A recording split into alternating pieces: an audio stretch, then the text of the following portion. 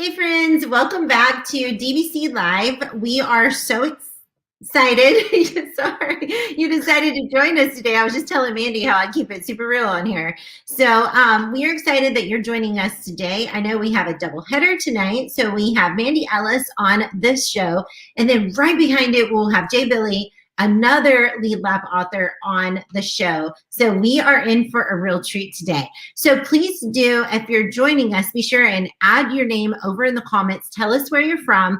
Tell us something exciting that happened this week. I love starting these shows out like that and hearing what's happening in your world. And we will get started. And so Mandy Ellis is on the show with us. She was supposed to be a couple weeks ago, and it was all my fault that it didn't work out. So we're having all kinds of tech issues on the back end, but it was self-inflicted. So we are super excited. Yes, Dave is in the house to have her on the show today. Mandy is an amazing award-winning principal and the author of our incredible book, Lead with Literacy. And so we are super duper excited to have her on the show to share some wisdom with us. But before we do all that, Mandy, please do give us a more formal introduction. Oh, and she has the cutest baby girls ever. And that little one with the dimples, she melts me. So Mandy, yeah, please do tell us all the things. All of it. Well, I've got lots of roles in my life. You mentioned kind of the priority. I do have 3 little girls, and they're my why behind what I want to do as a leader. I always say I want to be the type of leader I would want for my own girls. I have a 6th grader, a 1st grader, and a 9-month-old. So quarantine was pretty busy. Introducing her to our new life. But outside of being a wife and a mom, I am, as you said, a principal in Central Illinois, just outside of Peoria, K-5 elementary school building. And I've been there for the last 9 years. We're the Royals and love the community that I get to lead. And above all that, I serve on the exec board for our state association, for Illinois Principals Association, and love the connections I've been able to network through that. And also love just being part of the Lead Lab community, knowing Dave and Shelley and getting connected with all sorts of amazing and inspirational leaders throughout the country is awesome. Well, we are very excited. Oh, man, we're having an echo. Where's that coming from? Sorry about that. No worries. We are very excited to have you on the show and to have you share your wisdom today. So thank you so much, Mandy. I know you have a busy life, and yes, with your beautiful family and your job role alone, and then serving in all those extra places. I don't even know how you do it.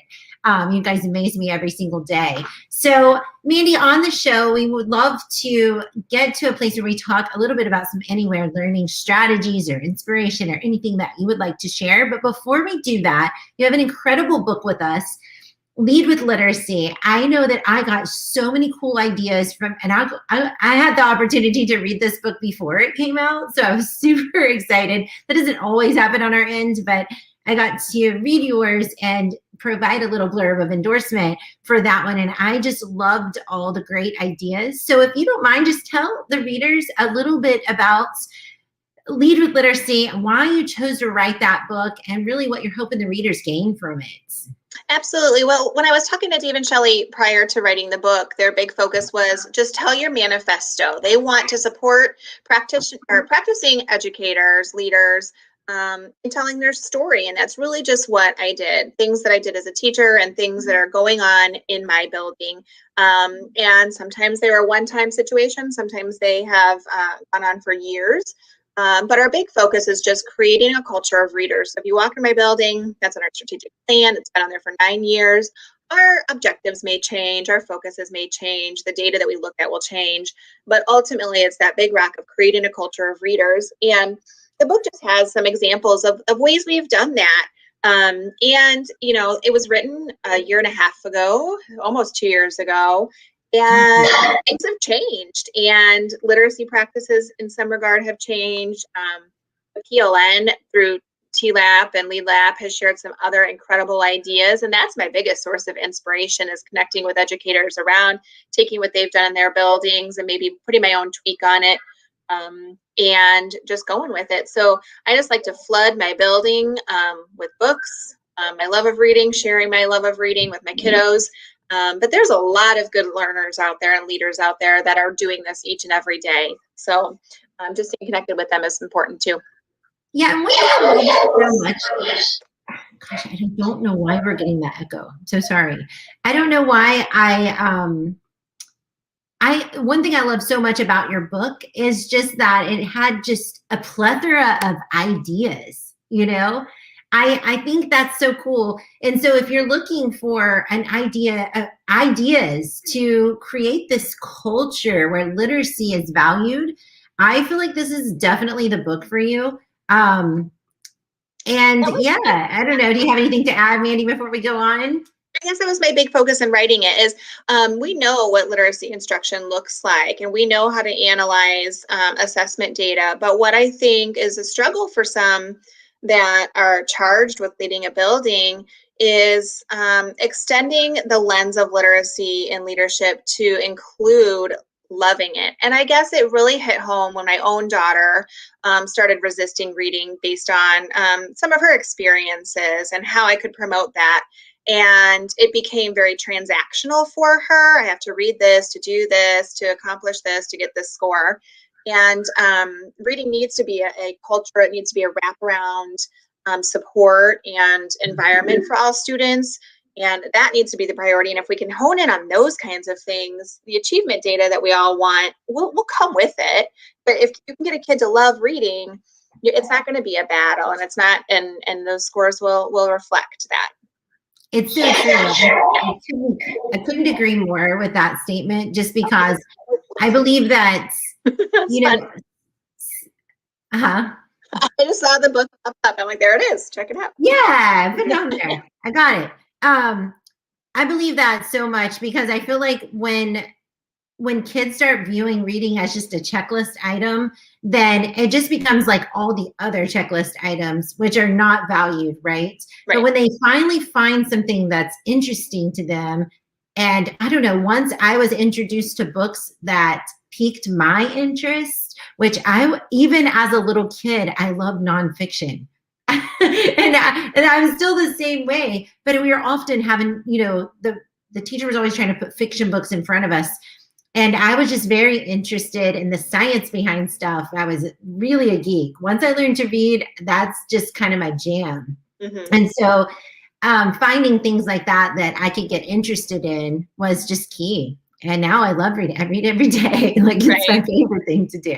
So Mandy, on the show, we've been talking about anywhere learning strategies, inspiration, something that's maybe come to you or you're trying in your learning setting, whatever that is. We would love if you just shared some wisdom with us tonight. We have a few minutes. And by the way, if you came in on the show late, after Mandy finishes sharing some awesome things, we have another Lead Lab author that'll be joining us, Jay Billy. So you want to stay tuned for that, because we have just some more Lead Lab wisdom coming tonight. So if you're a leader or you know a leader that they should be joining the show, tune them in, and no worries, you can watch it on the playback too. All right, Mandy, so take it away.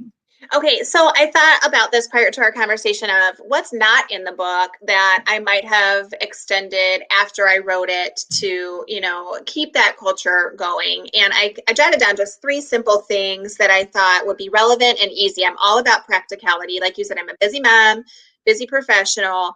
And so the things that I do have to be intentional, strategic, and efficient. I can't spend hours of my evening doing lots of things. And they need to be things I can invest with my teachers and the community and the kids. So one thing I've done since I wrote the book is engage my learning community in the One School, One Book project. We extended it to one district, one book. And I know that's not a new thing, but I felt like it was more relevant and more needed this year because everybody was isolated and apart. We needed something to unify us and bring us back together. And we've been face-to-face since August. We've been very blessed to have that opportunity. We do have a population of students that have chosen to do remote learning. And that's a challenge too, as a leader, to connect those students with the students that are face to face. And choosing a book that teachers could use as a read aloud, that our older students could read independently or with their families, really was an opportunity to tie our building together when we couldn't physically be in the same space. And, we, with COVID mitigations, the classrooms can't really interact. We can't have big assemblies. But when you saw somebody in the hallway or you interacted in a Google Meet, you had something in common to talk about. And we did choose a book that had a sequel. We chose The One and Only Ivan this year, and The One and Only Bob came out in August. Love Catherine Applegate. And that was a really good segue then to allow them to watch the movie. One and Only Ivan came out. Just have lots of rich discussions about the love of literacy. And it was for no other reason than to entertain our kids and to unify our school community. Last year, without COVID mitigations, we did a lot more with the community, having field trips, community partnerships and evenings at the library. They did a lot of things for us. The local gymnastics facility did an open house that was themed with the book we were reading, all sorts of things. But, so I would add that no matter if you're hybrid, remote, face-to-face, whatever, I feel like a book and getting that in the hands of all kids and all students is really important. We did that, our district office admin were a part of that as well. Another thing that I've kind of changed this week is we used to do all school morning announcements every day together in our gymnasium.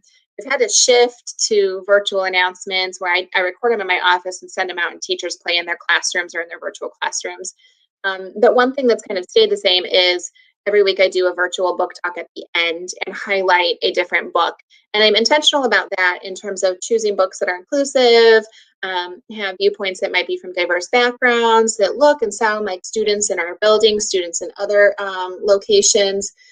I've shared professional books so that students recognize that I'm a reader and that I might have a recommendation for teachers, and arrange from picture books to chapter books and everything kind of in between. And then the last thing I was thinking about is Teacher Appreciation Week is coming up. So timely, and I think I put this in the book too, a timely kind of fact is we all kind of rack our brains on what do we get our staff, what's meaningful. And I always get a book, and it's kind of twofold because I can use instructional classroom line items in my budget to purchase those books, or professional development money to purchase those books. And this year, the focus is all going to be on self-care and teacher wellness to kind of promote that rather than pushing instructional strategies, because I need to make sure that they're taken care of first. And I think what that says to staff is reading is important, your learning is important, and we need to model that for our kids so that they know that it's important. Oh my goodness. the quote of the year. Oh, you're on mute. Right? Yes. I couldn't agree more with all of those things. And I love the idea of just one book. So I'm curious though, you might have mentioned it. I think I was listening, but how did you logistically get it in the hands of all the students? Yeah, this year, since we were in face-to-face mode, we were able to get those out to kids, the majority of them in our building, and then remote learners picked them up when they picked up packets as they needed them. I'm excited already. We've already voted for our book next year for the 21-22 school year. And I chose 4 books across genres and across interest levels, and then sent out in Google Slides summaries of those they have the teachers read. And then they voted on those and selected our new book. So next year we are reading The Wild Robot, which also has a sequel to it. And we're already starting that buzz, even going into spring break and summer. And we're not going to be reading it until August. And so my hope is that some kids read it over the summer and come back and read it again and interact with the book or share their love of it with others before we even get to that point. But there's a lot of logistics coming into it. But fortunately, as you know, there's a lot of tech resources that we have out there and have access to now, especially as a result of the pandemic. There's been some efficiencies, some wonderful things that have come out of it. This is one of them, like being able to connect with you. And I'm in the middle of the Midwest and you're over on the West Coast, and just being able to hang out and have these conversations. And it's awesome. So there's ways to do it, even if you're not physically in the building with kids, to get them to interact with those books. So true. And do they physically get a book? Do all the kids physically get a book, or they get a digital version? Every year, that's the big piece. Even the kindergartners, and I love it because it's always a chapter book. And kindergartners are capable of comprehending text that's read to them several grade levels above them. So I don't want anybody to feel like, oh my gosh, I can't read The One and Only Ivan or The Wild Robot to kindergartners. You can. They just might need some scaffolding or some supports. But that's the benefit is every kid gets their book. Every kid gets to go home. They can read it with the parent. A unifying schedule is sent home of the chapters, the dates, when they need to have it read by. They read it in class. They read it with their royal family. All of those kinds of things. And then they get to keep that book and add it to their bookshelf. But that's the big piece. I just said the digital version, just in case some schools are having a hard time logistically figuring out how to get them into the hands of virtual or remote kids. Mm-hmm. It's doable in every setting. So don't let those challenges or roadblocks limit the ability to use any kind of literature to unify you. And it doesn't even have to be a chapter book, as I'm thinking about it. We've done it that way. But you could easily do a read aloud of a message from a picture book for kiddos. And on a short term scale, virtually over Google Meets or with a classroom, do something where the principal leads that out. But I do think the leader of the building demonstrating that commitment to reading kind of is the start to spreading that throughout the building. So true. And I also think that it could be beneficial to become like the theme of your school. Right. Is that kind of what you guys do? Okay, so I'm glad you said that because we did One and Only Ivan, and then our school carnival had the theme of circus or whatever. But I'm struggling with robot creation for next year, and that's why I do it so early. So I have all summer to kind of coordinate my thoughts on what is the first day back to school going to look like. What is our general mission and things going to be? So we chose the book, and now I've got to think about, okay, is it adventure awaits? Is there some kind of message about kindness and perseverance that kind of comes out of the book of The Wild Robot? So if anybody has any ideas, I would love to hear them. But it can unify you at the beginning of the year and then take you through all sorts of different activities and opportunities throughout the year. Especially, I can see that happening a lot with a chapter book. Like you said, maybe there's multiple themes, and kindness can be one, facing inner fears could be one, like depending on the chapters. And so the chapters could almost become the monthly like character theme of the month. This is our character theme of the month, is how the main character dealt with that inner fear and overcoming an obstacle to take a risk and try something new.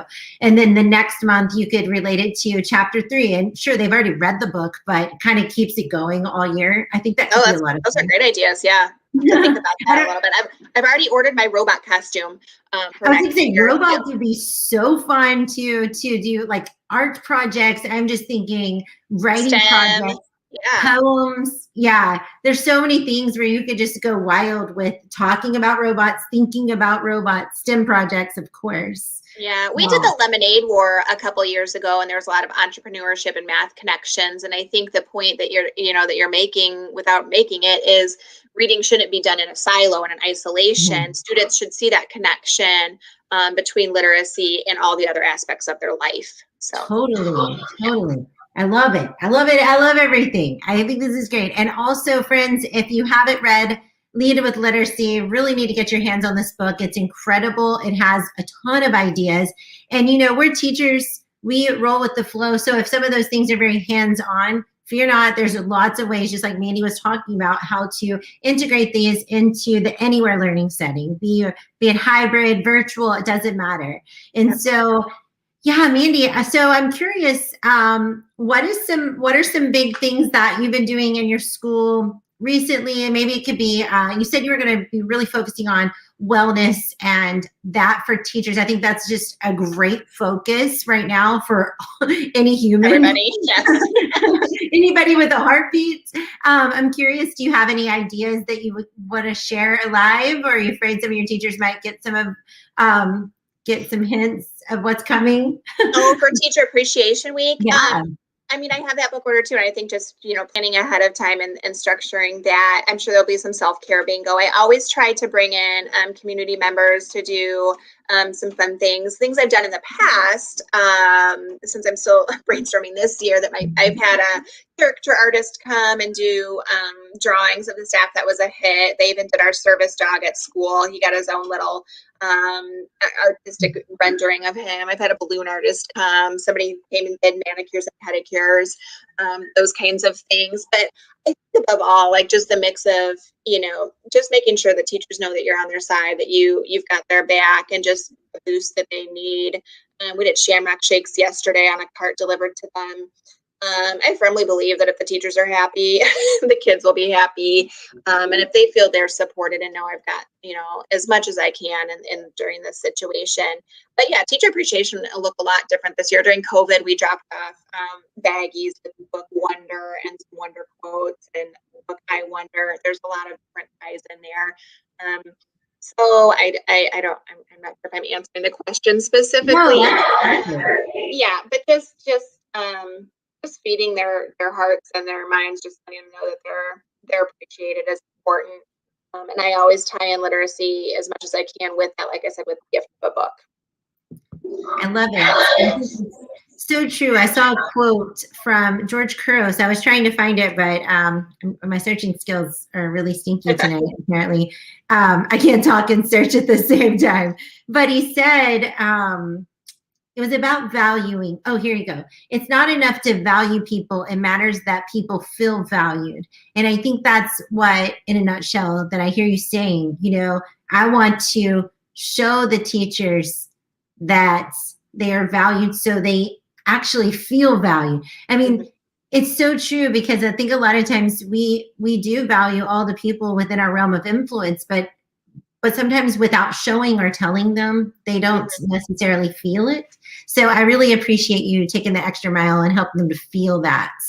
I will tell you, all my inspiration came from Lead Like a Pirate. I read that book, and Beth and Shelley may have heard this. I mean, I totally transformed my thought process, and leading with appreciation and making sure, I would drop those anchors of appreciation just with a handwritten note. You don't have to spend a lot of money to let people know that. And then the same thing with even walkthroughs, like the N is for noticing in the anchor framework, giving feedback specific to literacy practices even. And that goes across all genres. It's awesome when I can see my custodian at lunch pick up the microphone and read a book to the kiddos, or turn on an audiobook. They all value it, and they all have that language, and I can appreciate that a lot. Definitely. So Mandy, I know a lot of people are just wondering, and I know a lot of people will watch this on the playback. They're putting their babies to bed. We have that every time. So remember, for all of our listeners, that we will be giving away a book, Lead with Literacy. We will also be giving away a book, Lead with Culture. Jay Billy will be coming on next on this same link. So you guys can just hang out here or go do whatever you got to do and come back and visit us. But we'll be giving those books away based off of your comments. So if you haven't had an opportunity to put something over in the comments, please do. We'll look at those tomorrow morning and find a couple lucky winners. But before we leave, Mandy, I know people might want to connect with you, and Dave has dropped some links over here, but I'd love for you to share out loud where they can find you, where they can find your website and find you on social media. Yeah, I think your best bet is just to connect with me on Twitter, and it's Mandy E. Ellis. There was another Mandy Ellis out there, so make sure you have the double E in the middle. And I'm happy to bounce ideas off of anybody, support anybody, do a Google Meet, anything I can do to support your ideas. And what I love about Twitter is that, and Dave wrote something, love to see the ideas from my book and other buildings. I have to say, like, when the idea goes out there, I often think it looks better, or people have taken the idea and made it better in their buildings. I'm like, oh, I should do that, to something that I've already implemented to make it more effective or efficient or better for kiddos. So I appreciate that. I'm not an expert by any means. I love what I do. I love my kiddos, and I'm just an ordinary principal who's sending my message out there. Thanks to Dave and Shelley for taking a leap of faith and letting me share my manifesto. Yeah, I love seeing all the ideas and how people take one idea. I mean, even us just here brainstorming, where you you share one thing and I'm like, ooh, that could be like the whole entire year theme. I Like, know. I'm going to give that idea to my counselor. I'm going to be like, well, here's the themes about perseverance and self-care. And why don't you make this, just spread that throughout the year in your counseling supports. That would be awesome. Totally. Well, thank you so much for joining us, Yeah, Mandy. We thanks for really having appreciate me. it. Have a great one, everyone. And be sure to tune back in. I think I'm going to disconnect actually and come back because we're having an echo. And Dave is over here telling me that it's really an echo. It's bothering him too. So thank you, everyone. We appreciate you. We'll be right back in the next 5 minutes for our second one. So please do join us for that. And we appreciate you joining. Bye, Mandy. Thanks, Bye, Sarah. everyone. Bye-bye.